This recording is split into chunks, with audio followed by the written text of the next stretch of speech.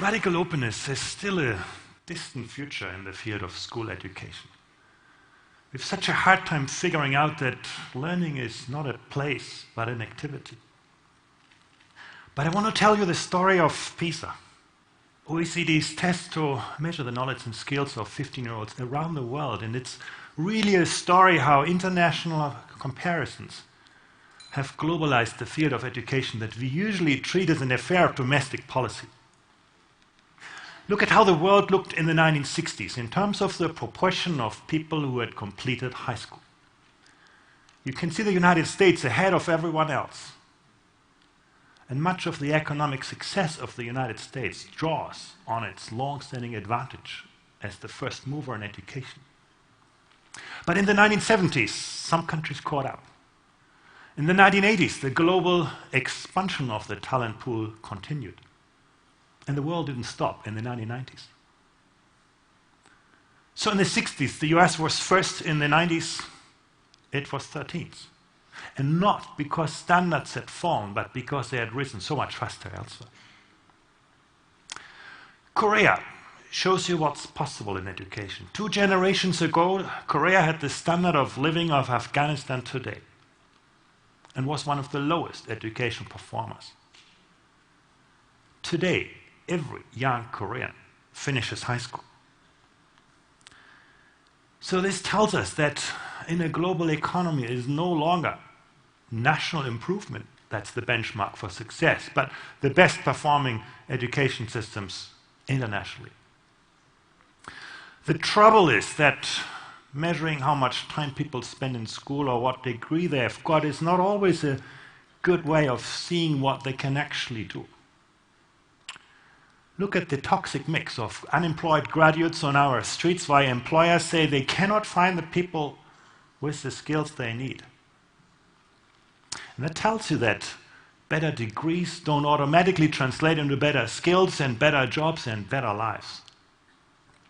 So with PISA, we try to change this by measuring the knowledge and skills of people directly. And we took a very special angle to this. We were less interested whether students can simply reproduce what they've learned in school, but we wanted to test whether they can extrapolate from what they know and apply their knowledge in novel situations. Now, some people have criticized us for this. They say, such a way of measuring outcomes is terribly unfair to people because we test students with problems they haven't seen before. But if you take that logic, you should consider life unfair, because the test of truth in life is not whether we can remember what we learn in school, but whether we are prepared for change, whether we are prepared for jobs that haven't been created, to use technologies that haven't been invented, to solve problems we just can't anticipate today. And once hotly contested, our way of measuring outcomes has actually quickly become the standard. In our latest assessment in 2009, we measured 74 school systems that together cover 87% of the economy. This chart shows you the performance of countries. In red, sort of below OECD average, yellow is so-so, and in green are the countries doing really well. You can see Shanghai, Korea, Singapore in Asia, Finland in Europe, Canada in North America, doing really well.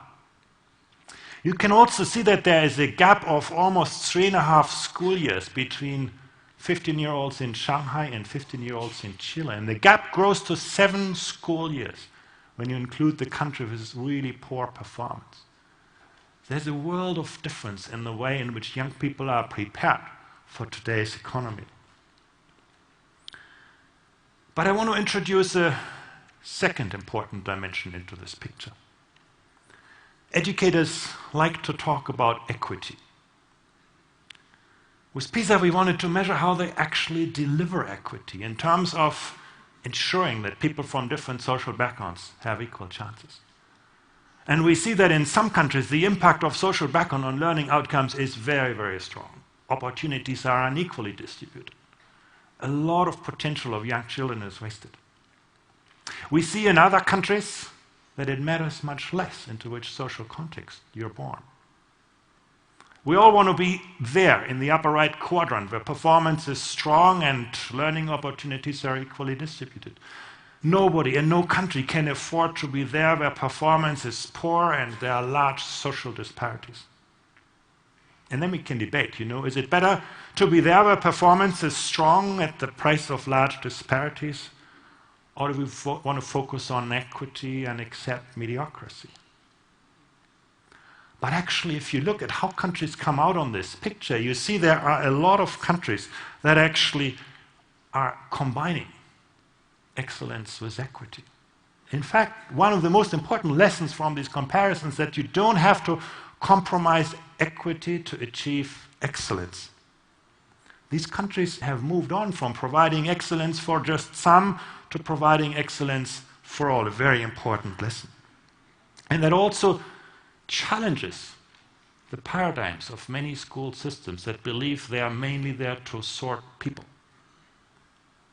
And ever since those results came out, policymakers, educators, researchers from around the world have tried to figure out what's behind the success of those systems.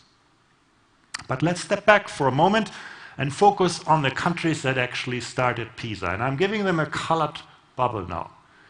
And I'm making the size of the bubble proportional to the amount of money that countries spent on students.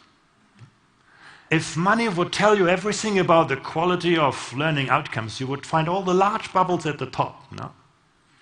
But that's not what you see. Spending per student only explains about, or less than 20% of the performance variation among countries. And Luxembourg, for example, the most expensive system, doesn't do particularly well. No? What you see is that two countries with similar spending achieve very different results. You also see, and I think that's one of the most encouraging findings, that we no longer live in a world that is neatly divided between rich and well-educated countries and poor and badly educated ones. Very, very important lesson.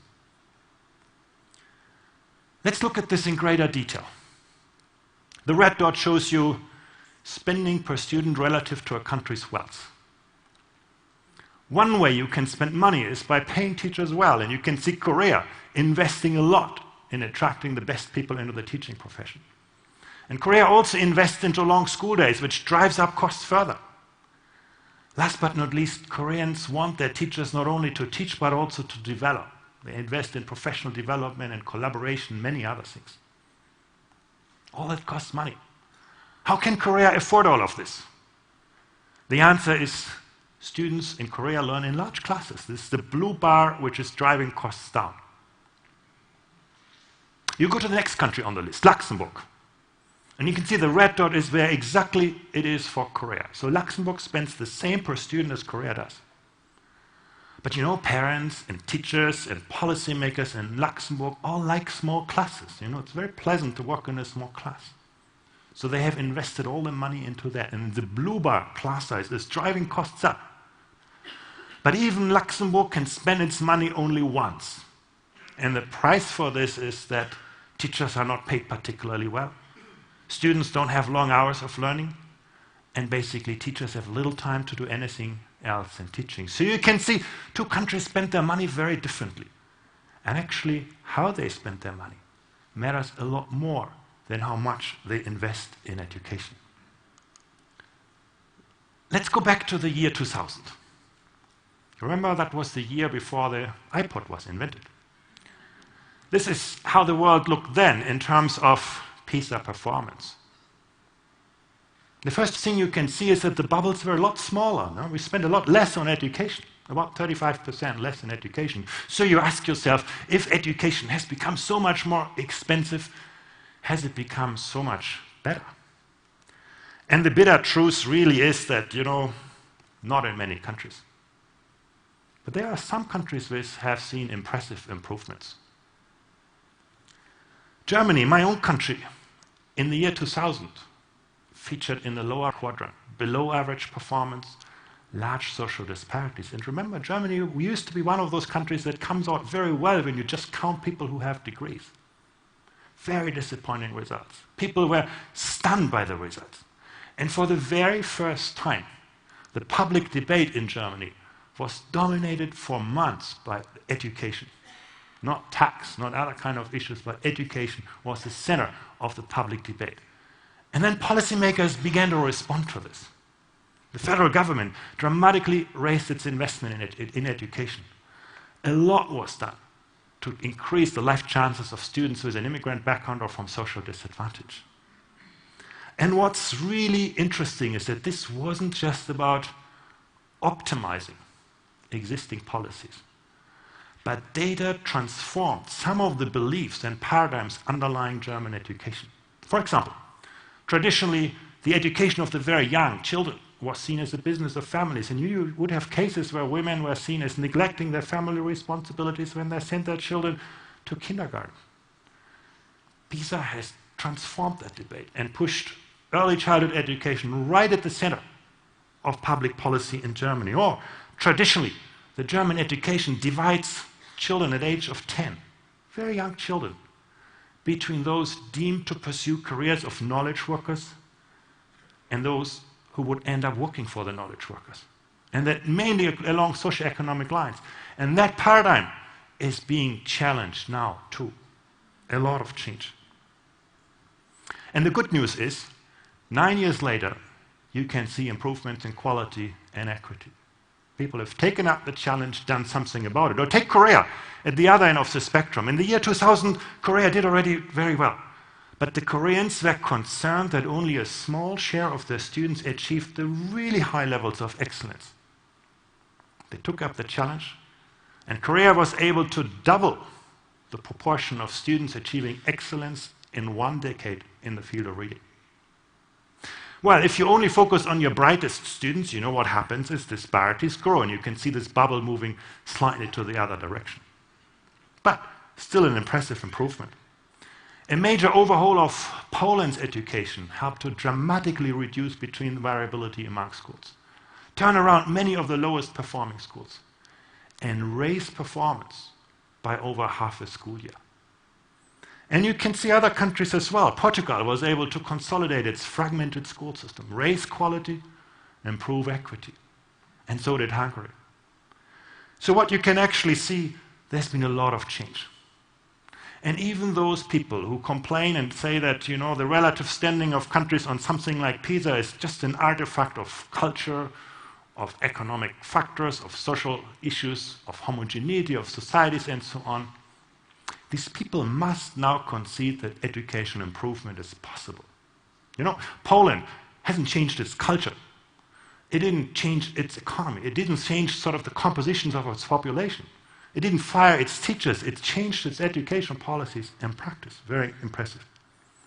And all that raises, of course, the question, what can we learn from those countries in the green quadrant who have achieved high levels of equity, high levels of performance, and raised outcomes?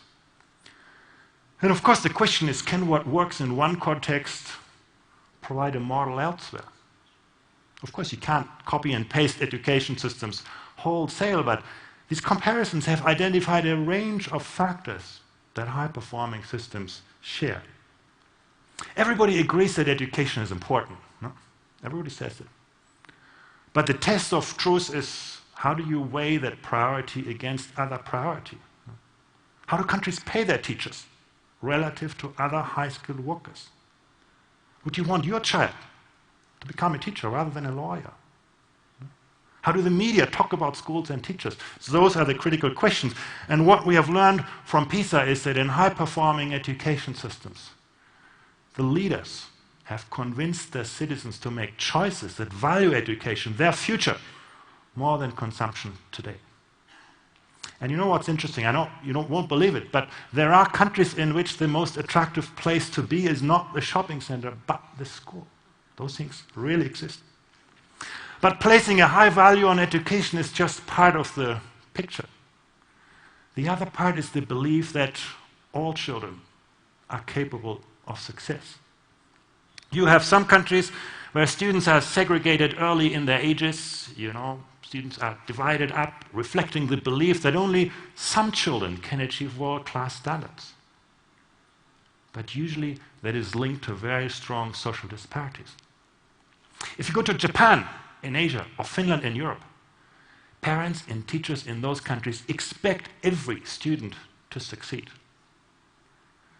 And you can see that actually mirrored in student behavior. When we asked students what counts for success in mathematics, students in North America would typically tell us, you know, it's all about talent. If I'm not born as a genius in math, I better study something else.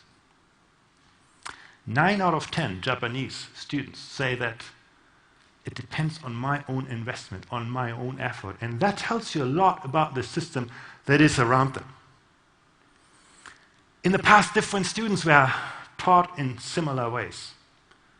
High performers on PISA embrace diversity with differentiated pedagogical practices. They realize that ordinary students have extraordinary talents, and they personalize learning opportunities. High-performing systems also share clear and ambitious standards across the entire spectrum. Every student knows what matters. Every student knows what's required to be successful. And nowhere does the quality of an education system exceed the quality of its teachers. High-performing systems are very careful in how they recruit and select their teachers and how they train them. They watch how they improve the performance of teachers in difficulties who are struggling and how they structure teacher pay. They provide an environment also in which teachers work together to frame good practice.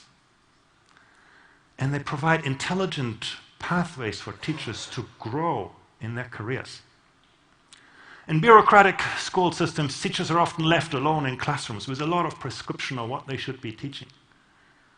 High-performing systems are very clear what good performance is. They set very ambitious standards, but then they enable their teachers to figure out, what do I need to teach to my students today? The past was about delivered wisdom in education. Now the challenge is to enable user-generated wisdom. High performers have moved on from professional or from administrative forms of accountability and control, sort of how do you check whether people do what they're supposed to do in education, to professional forms of work organization.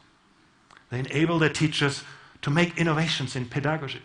They provide them with the kind of development they need to develop stronger pedagogical practices.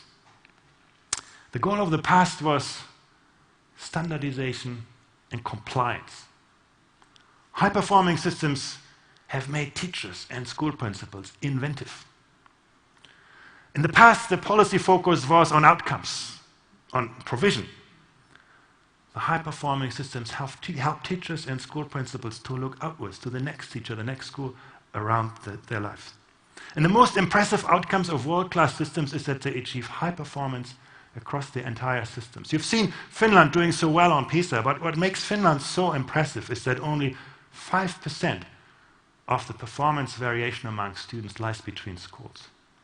Every school succeeds. This is where success is systemic.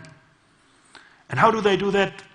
They invest resources where they can make most of the difference. They attract the strongest principals into the toughest schools and the most talented teachers into the most challenging classroom. Last but not least, those countries align policies across all areas of public policy. They make them coherent over sustained periods of time, and they ensure that what they do is consistently implemented. Now, knowing what successful systems are doing doesn't yet tell us how to improve. That's also clear, and that's where somehow the limits of international comparisons of PISA are. That's where other forms of research need to kick in, and that's also why PISA doesn't venture into telling countries what they should be doing, but its strength lies in telling them what everybody else has been doing. And the example of PISA shows that data can be more powerful than administrative control or financial subsidy through which we usually run education systems. You know, some people argue that changing educational administration is like moving graveyards. You just can't rely on the people out there to help you with this. But PISA has shown what's possible in education. It has helped countries to see that improvement is possible. It has taken away excuses from those who are complacent.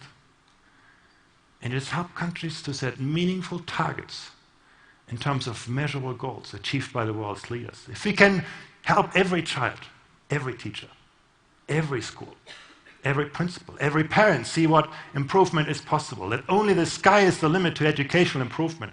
We have laid the foundations for better policies and better lives. Thank you.